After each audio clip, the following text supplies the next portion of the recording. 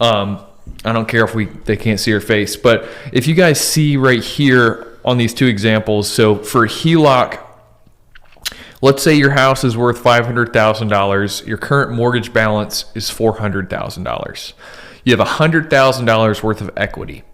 So with most HELOC programs, they'll allow you to borrow up to 90% loan to value. And we already explained what loan to value is. It's what is your current mortgage balance versus your home value.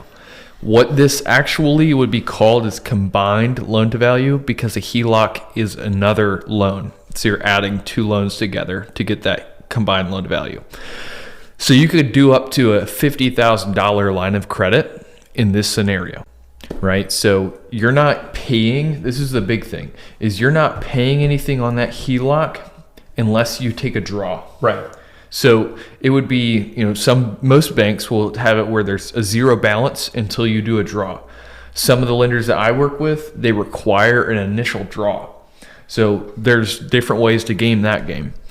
Whereas with a cash out refinance, similar scenario, but a little bit better on the mortgage balance. So you only have a $300,000 balance on the mortgage, but your house is worth $500,000. So you have $200,000 of equity. I don't know why I didn't fix that, but $200,000 worth of equity. You can go up to 80% loan to value, so you can get out $100,000. Right.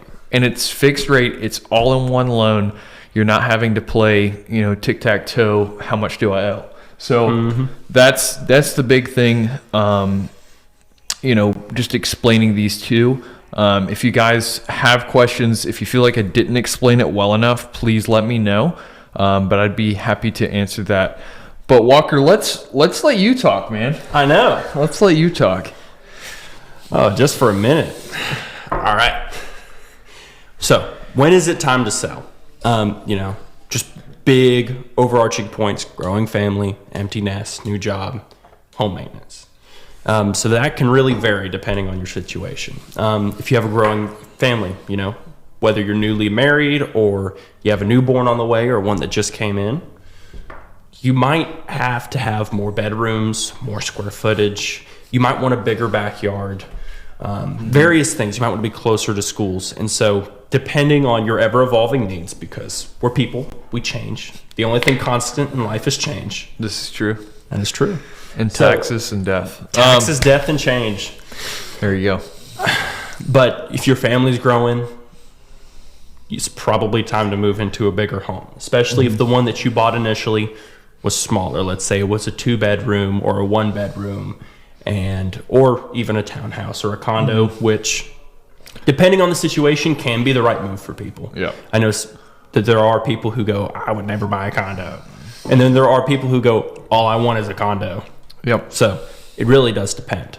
But if your family's growing and you need more space, it's often better to go ahead and look into getting that space, because the more time you have to plan and the less reactionary you are, often the smarter with your money that you are.